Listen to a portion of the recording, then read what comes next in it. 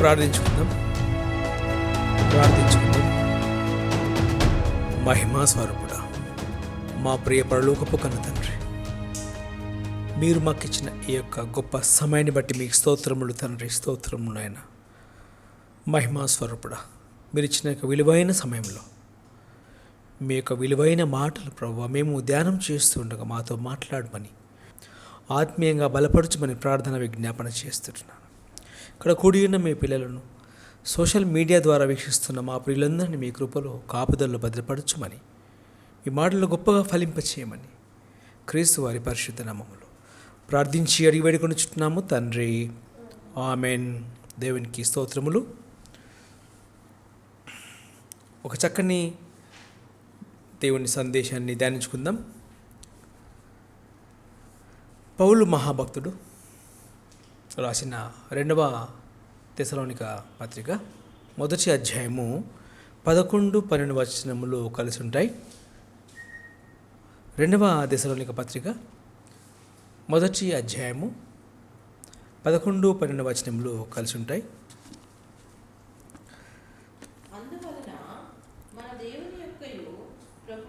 అందువలన మన దేవుని యొక్కయు ప్రభువైన యేసుక్రీస్తు యొక్కయు కృప చొప్పున మీ యందు మన ప్రభువైన యేసు నామమును ఆయన యందు మీరును మహిమ నొందునట్లు మేలు చేయవలెనని మీలో కలుగు ప్రతి ఆలోచనను విశ్వాసయుక్తమైన ప్రతి కార్యమును బలముతో సంపూర్ణము చేయుచు మన దేవుడు తన పిలుపునకు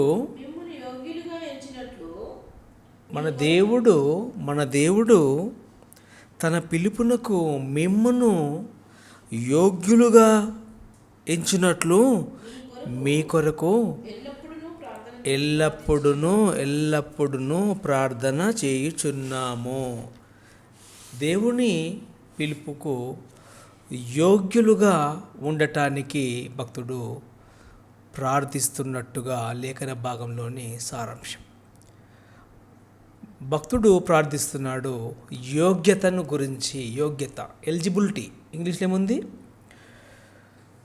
ఎబిలిటీ, ఎలిజిబిలిటీ, వర్త్, ఇవన్నీ ఉంటాయి. వర్త్, ఎలిజిబిలిటీ, ఎబిలిటీ, ఇవన్నీ కూడా గొప్ప గొప్ప పదాలు. దేవుని పిలుపు అందుకునే వారిని పౌలు గారు మోటివేట్ చేస్తున్న సందర్భం. యేసుక్రీస్తు 2వ రాకడలో జరిగే ప్రతిదండనను గురించి పైనంతా చెబుతూ వచ్చి నిత్య నాశనం ఉంది అని చెబుతూ వచ్చి మీ గురించి నేను ప్రార్థన చేస్తూ ఉన్నాను, మేము ప్రార్థిస్తూ ఉన్నాము, మీరు యోగ్యులుగా ఉండాలని దేవుని పిలుపుకు అనే ఒక చక్కని ఎంతో అద్భుతమైన లేఖన భాగం. సహజంగా మనుషులు చిన్ననాటి నుండి ఓల్డ్ ఏజ్ వచ్చేంత వరకు కూడా చర్చెస్కి వెళ్ళడం మనకు సాంప్రదాయం. చిన్ననాటి నుండి సండే స్కూల్ నుంచి చర్చికి వెళ్ళడం మనకు సాంప్రదాయం. చర్చికి వెళ్తాం, సంఘస్థులతో కూడి కొన్ని పాటలు పాడి ప్రార్థనలు చేసి మన మనవులన్నీ దేవునికి చెప్పేసి ఇంటికి వచ్చిన తర్వాత మళ్ళీ ఆదివారం మళ్ళీ అలాగే వెళ్తాం, 4 పాటలు పాడతాం, దేవునికి మన మొరలన్నీ వినిపించి వచ్చేస్తాం. ఇది తరతరాలుగా జరుగుతున్న సాంప్రదాయం. చర్చికి వెళ్ళడం తప్పు కాదు, పాటలు పాడడం తప్పు కాదు, ప్రార్థించటం తప్పే కాదు. మరి మన ప్రార్థన దేవుడు వింటున్నాడా? మనము ఆ యోగ్యతను కలిగి ఉన్నామా అని మనల్ని మనం ప్రశ్నించుకోవాలి. ఒక ఉద్యోగానికి మనము వెళ్ళినప్పుడు లేదా ఇంటర్వ్యూను మనము అటెండ్ చేసినప్పుడు వారు అడిగే ప్రశ్నలకు మనమంతా కూడా జాగ్రత్తగా సమాధానాలు చెప్తాం. వాటి తర్వాత ఎవిడెన్స్ని కూడా చూపిస్తాం. ఫర్ ఎగ్జాంపుల్, ఒక మంచి ఎంఎన్సి కంపెనీలో ఇంటర్వ్యూకి వెళ్ళాం.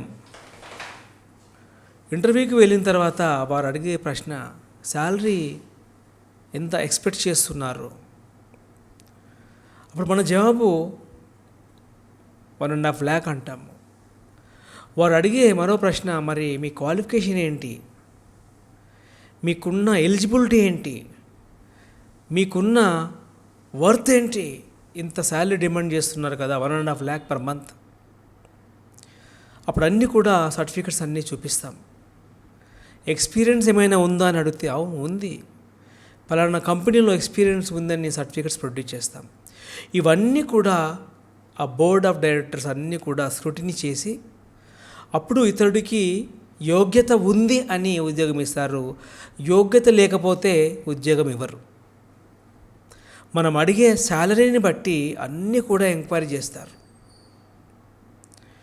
డిమాండ్ చేసి అడుగుతూ ఉన్నావు కదా 1.5 lakh per month ఇవ్వమని.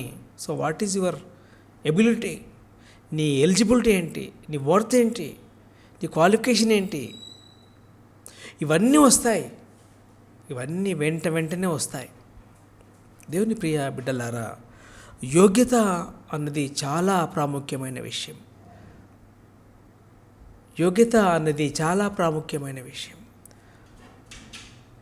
సర్వోన్నతులైన దేవుడి దగ్గరికి వెళ్ళి, దేవుని సన్నిధికి వెళ్ళి మనము ప్రార్థిస్తున్నాం కదా, దేవుని మందిరానికి వెళ్ళి, దేవుని సన్నిధిలోనికి వెళ్ళి దేవుణ్ణి అడుగుతూ ఉన్నాం కదా, నాకు ఫలానాది ఇవ్వు ప్రవ్వా, లేదా ఫలానా నాకు చేసి పెట్టు అని. మరి దేవుడు మనకు చేసి పెట్టడానికి లేదా మనం అడిగిన ఈవులు దేవుడు ఇవ్వడానికి మనకున్న ఎలిజిబిలిటీ ఏంటి, మనకున్న యోగ్యత ఏంటి అని ఎవరు ఆలోచించకపోవడం దయనీయమైన స్థితి. ఎక్కువ శాతం ఇవన్నీ ఎవరు ఆలోచించరు. నలుగుట్లో మేము పోయాం, ప్రజెంట్ పడింది, అయ్యగారిని కలిసాం, ఇంటికి వచ్చేసాం. సో యోగ్యత అనేది ఉంటేనే మనకు ఉద్యోగంలో శాలరీ వచ్చినప్పుడు, యోగ్యత అనేది ఉన్నప్పుడే మనకు సమాజంలో గౌరవం ఉన్నప్పుడు, దేవుణ్ణి అడిగేటప్పుడు, దేవుణ్ణి ప్రార్థించేటప్పుడు, దేవునికి అర్జీని పెట్టుకున్నప్పుడు, మరి దేవుణ్ణి అడిగే మనకున్న వర్త్ ఏంటి, మనకు ఏదైనా ఉండాలి కదా, మన స్పెషాలిటీ ఏంటి. అడిగాం వచ్చాం అంతేనా? మరి దేవుడు ఇస్తున్నాడా మనకు? మరి ఎప్పుడైనా ఎంక్వైరీ చేసుకున్నామా? నెల అయిన తర్వాత ఏటీఎం కార్డు పెట్టి చూస్తాం శాలరీ పడిందా లేదా అని, లేకపోతే మెసేజ్ కొరకు ఎదురు చూస్తాం శాలరీ పడిందా లేదా అని. మరి ప్రార్థన చేసి వస్తున్నాం కదా, మరి దేవుడు మనకి ఇచ్చాడా? ఒక చక్కని అద్భుతమైన ఆలోచనాత్మకమైన ఉపదేశము, ఎవరు ఆలోచించని ఈ సందర్భము, ఎవరు ఆలోచించని ఈ సన్నివేశము. లూకాసు వార్త 7వ అధ్యాయము మొదటి నుండి కొన్ని వచనములు. లూకాసు వార్త 7వ అధ్యాయము మొదటి నుండి కొన్ని వచనములు ధ్యానించుకుందాం. యేసుక్రీస్తు ప్రభువు తన మాటలన్నీ ప్రజలకు సంపూర్తిగా వినిపించిన తర్వాత కపెర్నహూములోనికి వచ్చెను. ఒక శతాధిపతికి ఒక సైనిక అధికారి, శతాధిపతి అంటే ఒక సెంచురియన్, శతాధిపతి సైనిక అధికారి తన దాసుడు రోగిగా ఉన్నాడు. ఆ దాసుని గురించి ఆ శతాధిపతి బాధపడిపోతూ ఉన్నాడు. కారణం, అతనికి వచ్చిన రోగము మామూలు రోగం కాదు. ఒక శతాధిపతికి ప్రియుడైన దాసుడు రోగి అయి చావ సిద్ధమై ఉన్నాడు. యేసును గూర్చి విన్నాడు ఆ శతాధిపతి. ఆయన వచ్చి తన దాసుని స్వస్థపరచుమని యేసుక్రీస్తును వేడుకొనుటకు యూదుల పెద్దలను ఆయన యుద్ధకు పంపి వారు యేసును వద్దకు పంపించాడు. వారు యేసును వద్దకు వచ్చారు. యూదుల పెద్దలను పిలిపించాడు శతాధిపతి.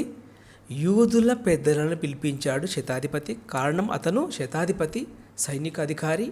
కాబట్టి యూదుల పెద్దలకు మరి చాలా సన్నిహితంగా ఉంటాడు. కాబట్టి యూదుల పెద్దలు వెళ్ళి రికమెండేషన్ చేస్తూ ఉన్నారు యేసుక్రీస్తు ప్రభువునకు. ఏమని? ఇప్పుడు చదవండి. వారు యేసునొద్దకు వచ్చి, నీ వలన ఈ మేలు పొందుటకు అతడు యోగ్యుడు. చదవ. ఏమైనా రికమెండేషన్ చేస్తున్నారు? ప్రభువా, నీ వలన ఈ మేలు పొందుటకు అతడు యోగ్యుడు అని కంటిన్యూ చేయండి.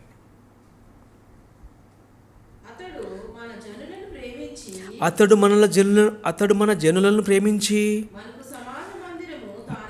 మనకు సమాజ మందిరము తానే కట్టించినని ఆయనతో చెప్పి ఏం చేస్తున్నారు? మనమైతే ప్రార్థన చేసి వచ్చేస్తాం కదా, మళ్ళీ బ్రతిమాలుతామా? మనం బ్రతిమాలుతామా అసలు దేవుణ్ణి? గట్టిగా దేవునితో మాట్లాడి ఇస్తావా లేదా అన్నట్లుగా మాట్లాడి మళ్ళీ వారం వరకు దాని గురించి ఆలోచించాం కదా. యోగ్యత కావాలి, యోగ్యత. అతను యోగ్యుడు అంటున్నారు. ఎవరు? యూదుల పెద్దల సాక్ష్యం. ఏమని? అతను యోగ్యుడు, ఆయనకి ఎలిజిబిలిటీ ఉంది, ఆయనకేముందట? యోగ్యత ఉంది. నీ వలన స్వస్థత పొందుటకు అతనికి యోగ్యత ఉంది. అంటే స్వస్థత పొందటానికి కూడా యోగ్యత కావాలా? సో దేవుని ద్వారా, యేసుక్రీస్తు ద్వారా మనము మేలు పొందుకోవాలంటే మనకేముండాలి? యోగ్యత. మనకేమీ దొరకడం లేదంటే మనం అనుకోవాలి, నాకు కెపాసిటీ లేదు, నాకు ఆ వర్త్ లేదు, నాకు ఎలిజిబిలిటీ లేదు. యూదుల పెద్దలు ప్రభువును చెప్పి బ్రతిమాలుకుంటున్నారు. ఏమని? నీ వలన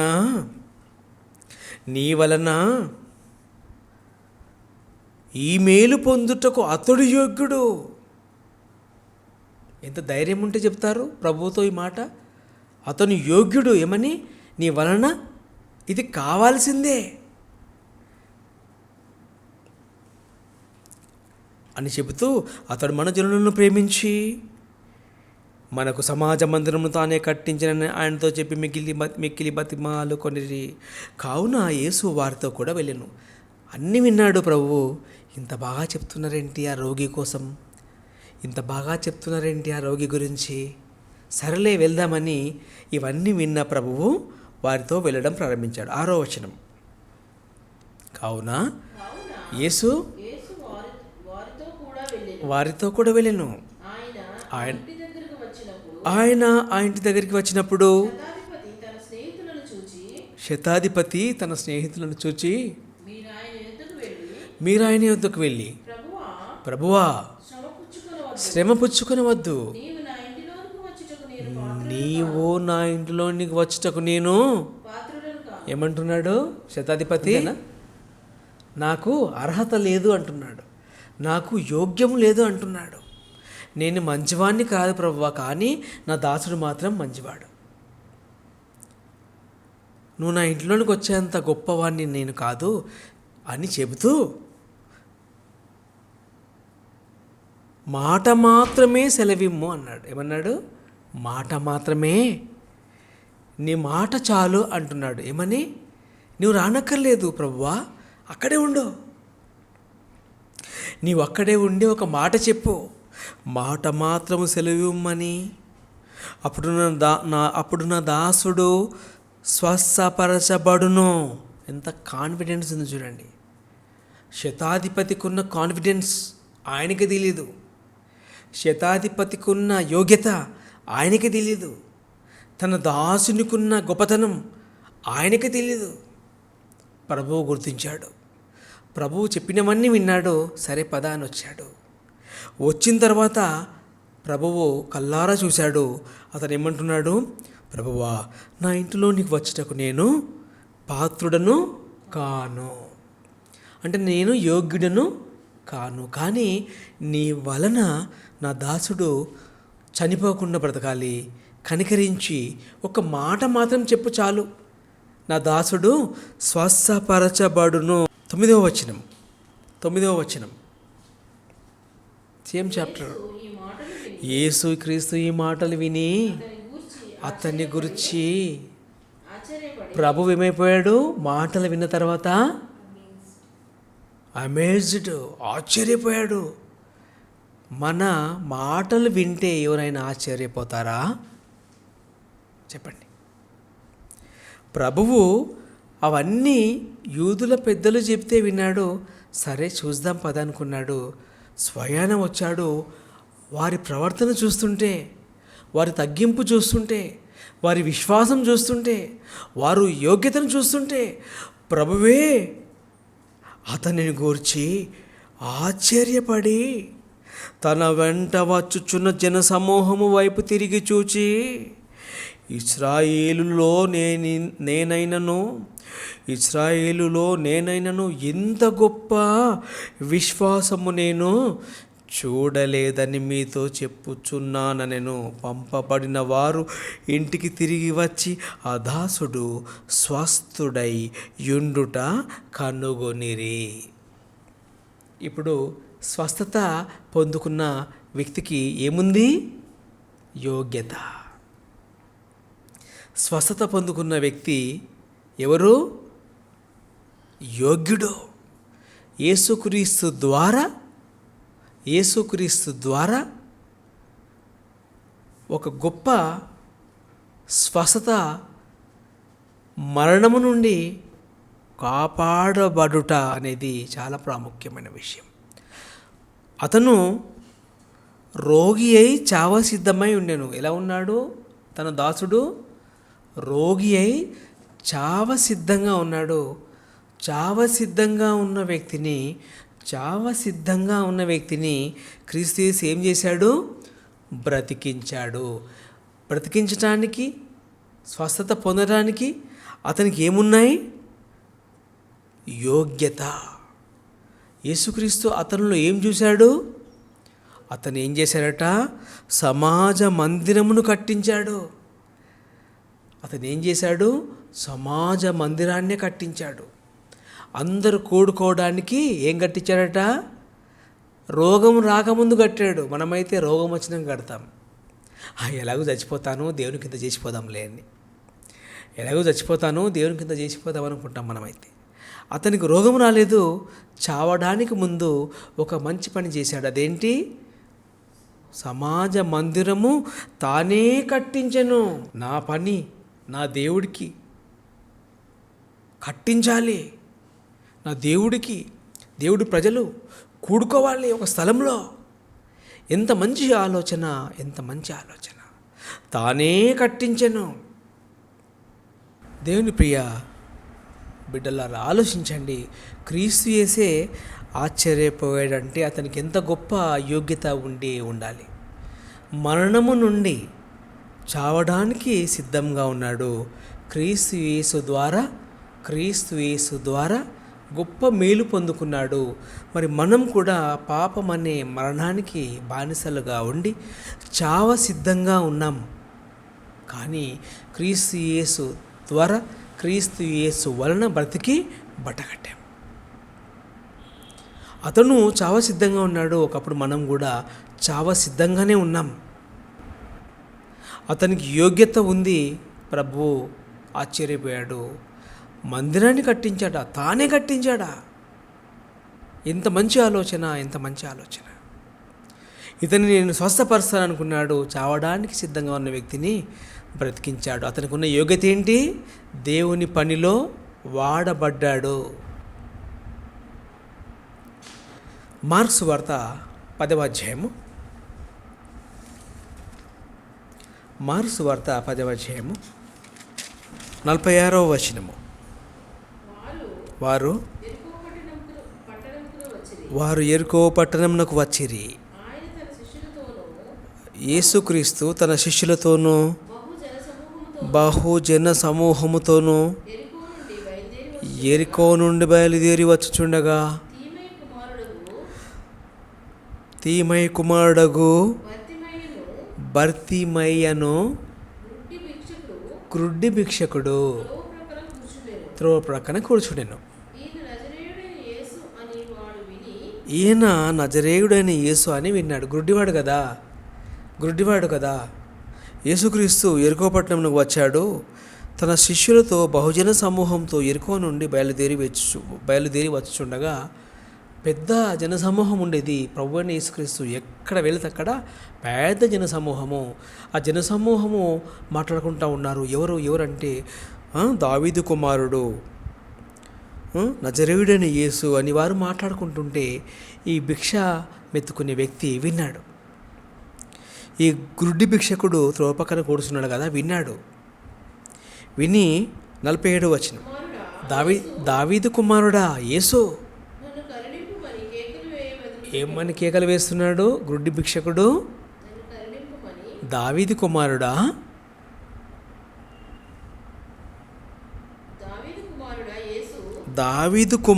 యేసు నన్ను కరుణింపుమని కేకలు వేయ మొదలుపెట్టెను. 48.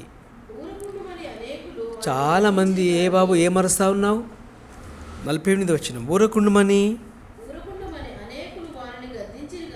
ఊరకుండుమని అనేకులు వానిని గద్దించిరి గాని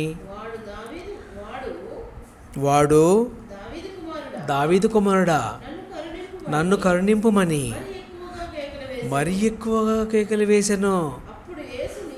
అప్పుడు యేసు నిలిచి వానిని పిలువుడని చెప్పగా వారు గుడ్డి వానిని పిలిచి ధైర్యం తెచ్చుకొనుము,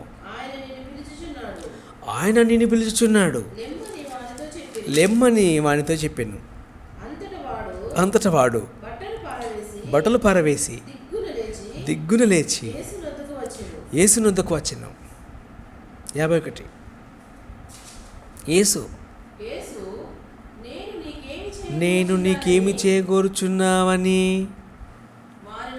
అడగగా ఆ గుడ్డివాడు బోధకుడా నాకు దృష్టి కలుగజేయమని ఆయనతో అనెను.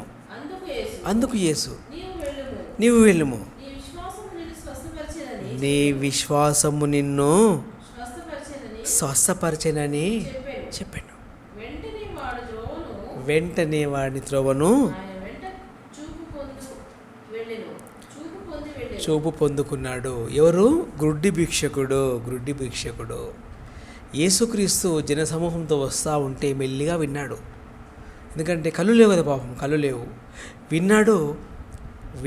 వినగానే స్టార్ట్ చేశాడు. దావీదు కుమారుడా యేసు అని గట్టిగా కేకలు పెడతా ఉన్నాడు.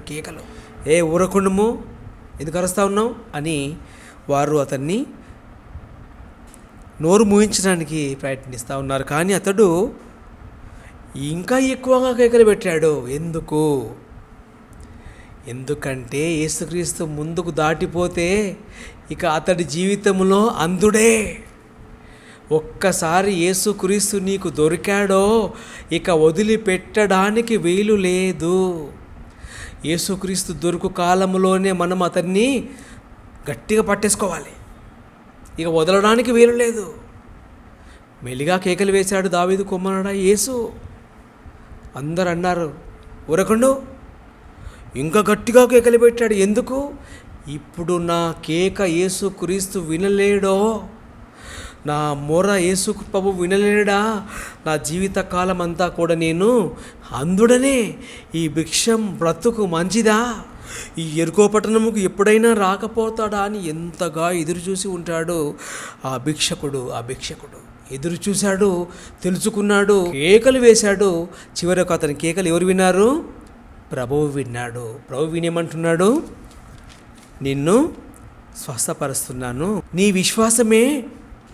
విశ్వాసమే నిన్ను స్వస్థపరచను అని చెప్పాడు.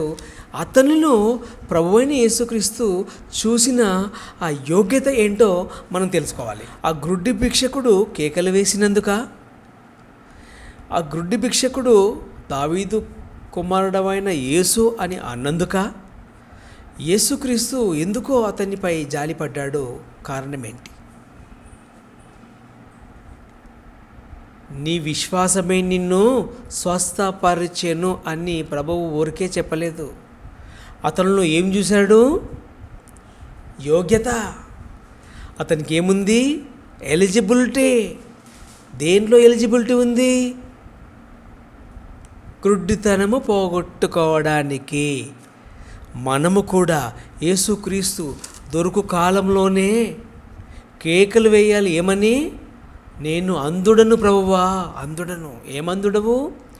మనోనేత్రములకు వ్యాధి కలిగిన అంధులం మనం. ఈ కళ్ళు బాగానే ఉన్నాయి, మనోనేత్రాలకు గ్రుడ్డితనమున్న అంధులం మనం. ఇప్పుడు ఏమని కేకలు వేయాలి? ప్రభువా, నా మనోనేత్రములు తెరువుము అని కేకలు వేయాలి. యోగ్యత ఉందా? ఆ యోగ్యతను గురించిన ఆలోచన చేస్తూ ఉంటే వారందరికీ యోగ్యత ఉంది. నీ విశ్వాసమే అన్నాడు ప్రభు ఎంత చక్కగా. నీ విశ్వాసము నిన్ను స్వస్థపరిచిందయ్యా అన్నాడు.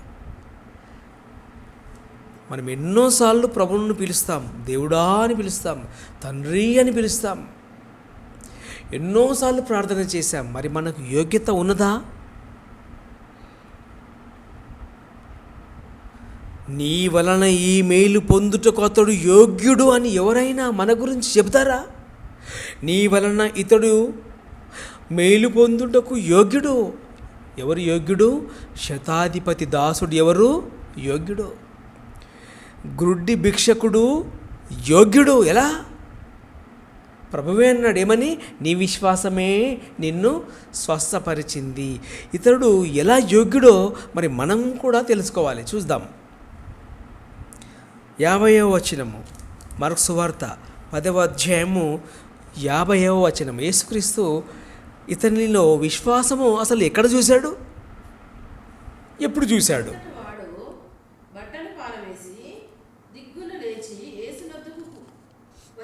చాలు చాలు. యేసుక్రీస్తు ఏమంటున్నాడు? నీ విశ్వాసమే నిన్ను స్వస్థపరిచను అని చెప్పాడు. అంటే మంచి సర్టిఫికెట్ ఇచ్చాడు. నీకేముంది? నీకు యోగ్యత ఉంది, నీకు ఎలిజిబిలిటీ ఉందయ్యా, నువ్వు పాస్ అయిపోయావు. దేంట్లో? నీకున్న అంధత్వాన్ని నేను తీసేస్తాను. ఎలా? ఎందుకు? నీకు నా వలన ఈ మేలు పొందుటకు యోగ్యత ఉంది. ఎక్కడ చూశాడు ప్రభువు ఇతనికి యోగ్యత? అంతటా వాడు యేసుక్రీస్తు పిలిచాడు కదా. ఆయన నిన్ను పిలుచున్నాడని చెప్పగా, ఆయన నిన్ను పిలుచున్నాడని వారు ఆయనతో చెప్పగా, అంతటా 50వ వచనం, అంతటా వాడు బట్టను పారవేశాడు. అక్కడ ప్రభువు చూశాడు. బట్టను పారవేసి దిగ్గున లేచాడు. బట్టను పారవేశాడు అంటే అర్థం ఏంటి? అడుక్కునే ప్లేట్ను విసిరేశాడు. నేను ఈరోజు నుంచి అడుక్కోను, నాకు కళ్ళు వచ్చేస్తున్నాయి. ఎంత విశ్వాసం, ఎంత విశ్వాసం. మనమైతే చేతిలో ప్లేట్ పట్టుకొని ప్రభువా ఫస్ట్ కళ్ళు బాగా చేయి, ఆ తర్వాత ప్లేట్ పడేస్తారంటాం. ప్రభువా ఫస్ట్ కళ్ళు బాగా చేసిన తర్వాత ప్లేట్ విసిరేస్తారంటాం. మనమైతే అతను బట్టను పారవేశాడు. దీంతో నాకేంటి? నేను ఇంక భిక్షం ఎత్తను, కళ్ళు లేవు కాబట్టి భిక్షం ఎత్తుకున్నాను, ప్రభువు నన్ను స్వస్థపరచబోతా ఉన్నాడు అని బట్టను విసిరివేశాడు. ప్రభువు చూశాడు. What a wonderful scene. ఎంత గొప్ప బిలీవర్. అక్కడేమో ఆశ్చర్యపోయాడు, ఇక్కడ ఆశ్చర్యపోయాడు. గ్రుడ్డివానికి ఎంత విశ్వాసం. ఆ గ్రుడ్డి వ్యక్తి, భిక్షమెత్తుకునే వ్యక్తి ఎంత విశ్వాసి. నీ విశ్వాసమే నిన్ను స్వస్థపరచను. యేసు దగ్గరికి వస్తే, దేవుని ప్రియ బిడ్డలారా, మన పాత జీవితం మనతో రావడానికి వీలు లేదు. బట్టను పారవేసినట్లు మన పాత జీవితాలను విసిరివేయాలి. పాత జీవితం అలాగే ఉంటుంది, ప్రభువు అలాగే ఉంటాడు. యోగ్యత లేదు మనకు. యోగ్యత రావాలంటే పాత జీవితం మనతో పాటు ఉండటానికి వీలు లేదు. బట్టను పారవేసినట్లు పాత జీవితాన్ని పారవేసి యేసు యొద్దకు రా. అప్పుడు ఏమంటాడు? నిన్ను చూసి సంతోషపడతాడు. ప్లేట్తో వచ్చి ఉంటే నిజంగా ఆనాడు యేసు ఈ మాట అని ఉండేవాడా? నీకు విశ్వాసం లేదయ్యా భిక్షకుడా, ప్లేట్తోనే వచ్చావేంటి, ఇంకా నమ్మకం లేదా నాపై? ప్లేట్ సంకలో పెట్టుకొని ప్రవ్వా కళ్ళు బాగు చేయమంటే యేసుక్రీస్తు మాట అని ఉండేవాడు కాదేమో. నీ విశ్వాసమే నిన్ను స్వస్థపరచను, వెళ్ళు. కారణం ఏంటి? బట్టను విసిరేశాడు. ఎంత విశ్వాసం! పాత జీవితాన్ని మనం విసిరివేయకపోతే యేసుక్రీస్తు ద్వారా ఎలాంటి మేలు దొరకదు. మనకు వర్త్ లేనట్లే. అపోస్తలుల కార్యములు 9వ అధ్యాయము 36వ వచనము. అపోస్తలుల కార్యములు 9వ అధ్యాయము 36వ వచనము. 36వ వచనము. మరియు యొప్పేలో తబితా అను ఒక శిష్యురాలు ఉండెను. ఆమెకు భాషాంతరమున దోర్కా అని పేరు. ఆమె సత్క్రియలను ధర్మకార్యములను బహుగా చేసి ఉండెను. అయితే 37వ వచనం. ఆ దినమున యందు ఆమె కాయిలా పడి చనిపోగా. 9:37 అపోస్తలుల కార్యములు 9:37.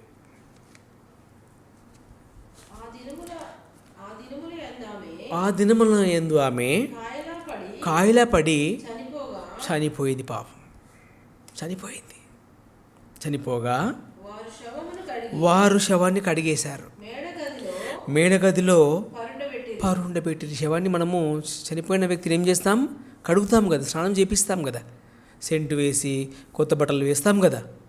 అలాగే వారు కూడా ఆ తబితా చనిపోతే ఏం చేశారు? కడిగి శుభ్రంగా స్నానం చేయించి మేడగదిలో పెట్టి. 38వ వచనం. లుద్దా యొప్పేకు దగ్గరగా ఉండుట చేత పేతురు గారు అక్కడ ఉన్నారని శిష్యులు తెలుసుకున్నారు. అతడు తడవు చేయక తమ యుద్ధకు రావాలని వేడుకొనుటకు 2 మనుషులను అతని యుద్ధకు పంపిరి. పేతురు లేచి వారితో కూడా వెళ్ళి అక్కడ చేరినప్పుడు వారు మేడగదిలోనికి అతన్ని తీసుకొని వచ్చిరి. విధవరానందరూ వచ్చారు, ఏడ్చుచున్నారు. పేతురు గారితో చెబుతా ఉన్నారు. 40వ వచనం. పేతురు అందరినీ వెలుపలికి పంపి మోకాల్లోని ప్రార్థన చేశాడు.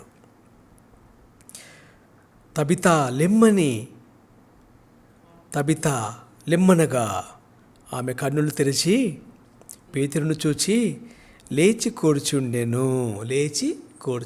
చనిపోయిన తబితాను పేతురు గారు లేపడానికి గల కారణం ఏంటి? తబితాకున్న యోగ్యత ఏంటి తెలుసుకోవాలి. నీ వలన ఈ మేలు పొందుటకు అతడు యోగ్యుడు. ఎవరు యోగ్యుడు? ఒక శతాధిపతి దాసుడు యోగ్యుడు. ఎందుకు? మందిరాన్ని కట్టించాడు. భిక్షము అడుక్కునే ఒక గుడ్డి భిక్షకుడు స్వస్థత పొందడానికి గల కారణం ఏంటి? విశ్వాసము. అతని యోగ్యత ఏంటి? విశ్వాసము. తబితాను పేతురు గారు చనిపోతే బ్రతికించాడు, లేపాడు. ఆవిడకున్న యోగ్యత ఏంటి? ఆవిడకున్న యోగ్యత ఏంటో చూద్దాం. 36వ వచనము. 9:36 అపోస్తలుల కార్యములు. మరియు యొప్పేలో తబితాను. ఆమె ఎవరు? ఆమెకున్న యోగ్యత ఏంటి? శిష్యురాలు. ఆమెకున్న యోగ్యత ఏంటి? శిష్యురాలు. మేళ్ళు పొందుకోవడం అంటే అంత ఈజీ కాదు దేవుని ప్రియ సంగమా. అందులో ప్రభువు నచ్చాలి, నన్ను. మనలను ఎవరు నచ్చాలి? మనకు యోగ్యతను ఎవరు చూడాలి? మనకున్న యోగ్యతను. ఆవిడ ఎవరు? శిష్యురాలు. ఆవిడకున్న యోగ్యత ఏంటి? సత్క్రియలు చేసేదట. సత్క్రియలు. ఆవిడ ఏం చేసేదట? ధర్మకార్యములు. ఎలా చేసిందట? బహుగా చేసి ఉండెను. చేసేసింది ఎప్పుడో. యోగ్యత రావాలి, యోగ్యత. చచ్చిన మనం బ్రతకాలంటే యోగ్యత రావాలి. యోగ్యత ఉండాలి, మనకు వర్త్ ఉండాలి. పేతురు గారు ఏమంటున్నాడు? ప్రార్థన చేస్తున్నాడు దేవుడికి. పీటర్ ప్రార్థన దేవుడు విని తబితను లేపాడు అంటే ఆ తబితకి ఏముంది? యోగ్యత. ఏంటా యోగ్యత? డిజైపుల్, శిష్యురాలు, సత్క్రియలు చేసేది, ధర్మకార్యములు చేసేది, బహుగా చేసేది.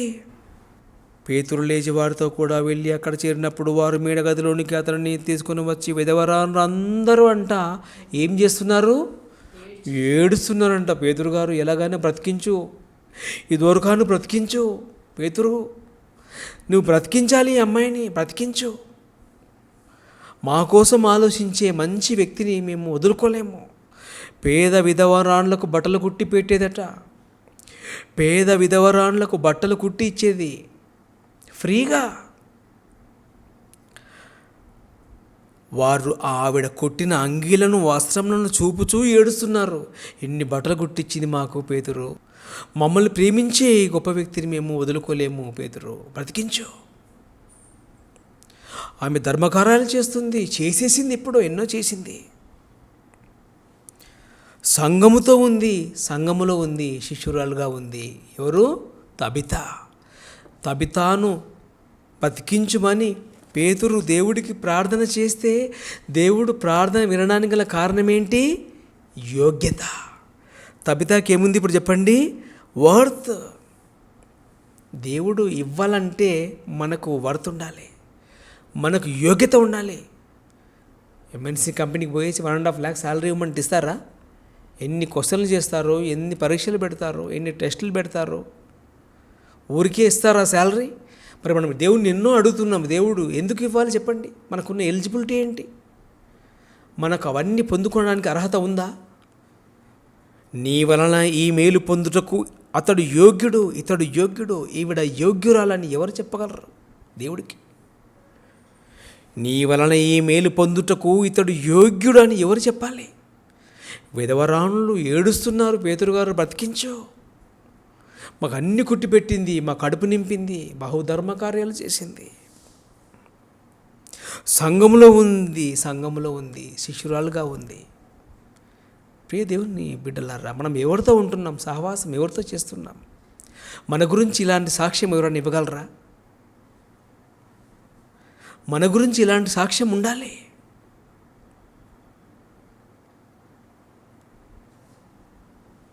అపోస్తుల కార్యములు 7వ అధ్యాయము 46. అపోస్తుల కార్యములు 7వ అధ్యాయము ముగించుకుందాం. 46. దావీదు గారు దేవుడు దయ పొందారట. దావీదు గారు దేవుడు దయ పొంది, దేవుడి దయ, దావీదు దేవుని దయ పొందుకున్నాడు. ఎందుకో ఇప్పుడు ఇక్కడ ఉంటుంది. దావీదు గారు దేవుని దయ పొందుకున్నాడు ఎందుకు అని ప్రశ్న మీకు రావచ్చు. దేవుని దయ పొందుకోవడానికి గల కారణం ఏంటి? దేవుని నివాస స్థలము కట్టగోరేను. ఎవరికైనా వస్తుందా ఈ థాట్? నేను దేవుని పని చేయాలి అనే ఆలోచన ఎవరికైనా ఉంటుందా? దేవుని ఎడాపడా అడిగేస్తాం కదా. అడిగేటప్పుడైనా కనీసం నాకు అసలు వర్తుందా, ఈ మేలు పొందుటకు నాకున్న యోగ్యత ఏంటని ఎవరైనా ఆలోచిస్తారా? దేవుని ప్రియ బిడ్డలారా, దావీదు గారు దేవుడి దయ పొందడానికి గల కారణం ఏంటి? అతడు దేవునికి నివాస స్థలము కట్టగోరెను. దేవుని గురించి ఎవరు ఆలోచిస్తారు? దేవుని గురించి అంతగా ఎవరు ఆలోచిస్తారు? దేవునికి నివాస స్థలము కట్టకోరెను. కోరిక చూడండి.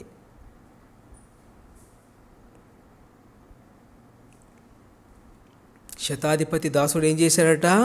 తానే మందిరము కట్టించెను.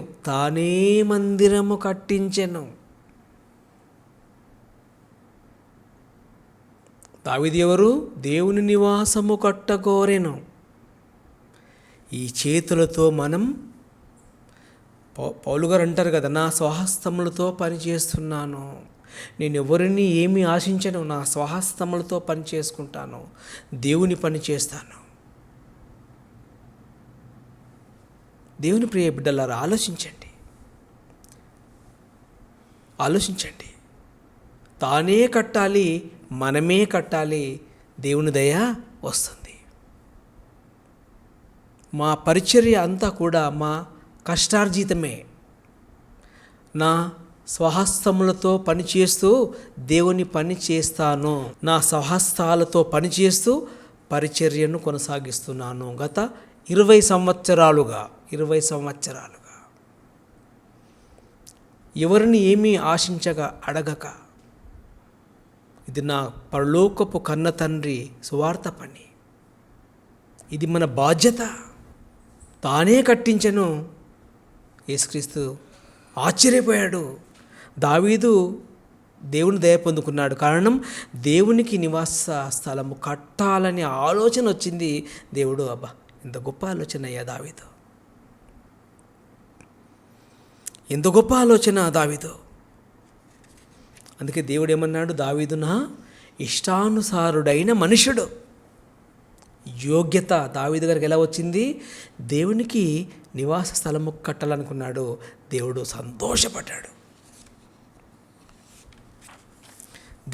సంతోషపడ్డాడు. నా గురించి ఆలోచిస్తున్నావా దావీదు? నా గురించి ఆలోచిస్తున్నావా? ఎంత మంచి మనసు అయ్యా నీ మనసు, ఎంత మంచి మనసు. మనకు ఇప్పుడు యోగ్యత రావాలంటే ఏం చేయాలి? మనకిప్పుడు యోగ్యత రావాలంటే ఏం చేయాలి? ముగించుకుందాం. యేసుక్రీస్తును దేవుడు లేపాడా లేదా? సమాధిలో నుండి లేపాడు. కారణం ఏంటి? యోగ్యత. యేసుక్రీస్తును సమాధిలో నుండి దేవుడు లేపాడా లేదా? లేపాడు. కారణం ఏంటి? యోగ్యత. కొలసీ పత్రిక, పౌలు గారు రాసిన కొలసీ పత్రిక 3వ అధ్యాయము 12-13 వచనములు ముగించుకుందాం. 12-13 వచనములు. కాగా దేవుని చేత ఏర్పరచబడిన వారును పరిశుద్ధులను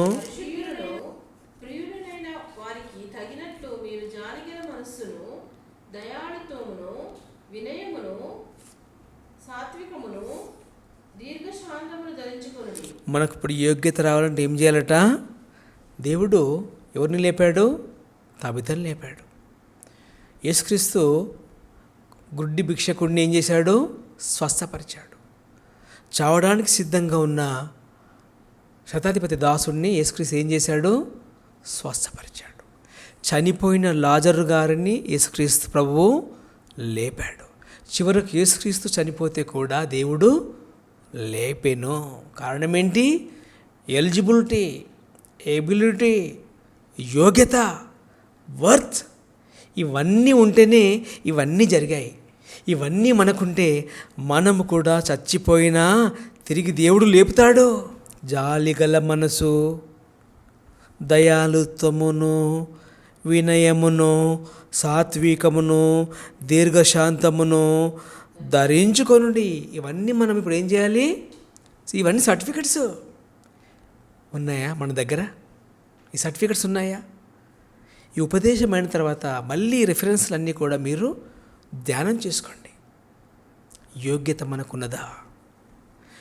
దేవుని ద్వారా మేలు పొందుకోవడానికి యోగ్యత కావాలా బ్రదర్? అవును, యోగ్యత కావాలి. ఈ విషయాన్ని ఎక్కువ ఎవరు ఫోకస్ చేయలేరు. పౌలు గారి ప్రార్థనలోని పరమార్థం ఏముండాలట? సర్టిఫికెట్స్, పరిశుద్ధత, ప్రియులుగా ఉండటం, ధర్మకార్యాలు చేయటం, సత్క్రియలు చేయటం, శిష్యులుగా ఉండటం, బీదలను ప్రేమించటం, ధర్మకార్యాలు బహుగా ఉండాలి. జాలిగల మనసు తబితకుంది. దయాలుత్వము, వినయము, సాత్వికము, దీర్ఘశాంతము ధరించుకొనుడి.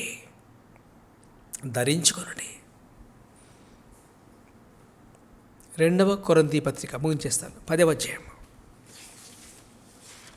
సర్టిఫికెట్ ఎవరు ఇవ్వాలో చూసి ముగించుకుందాం. మరి మనకి సర్టిఫికెట్స్ అన్నీ ఎవరు ఇవ్వాలి? ఈ అథారిటీ ఎవరు? 2 కొరింథీ పత్రిక 10వ అధ్యాయము 18. ప్రభువు మెచ్చుకొనువాడే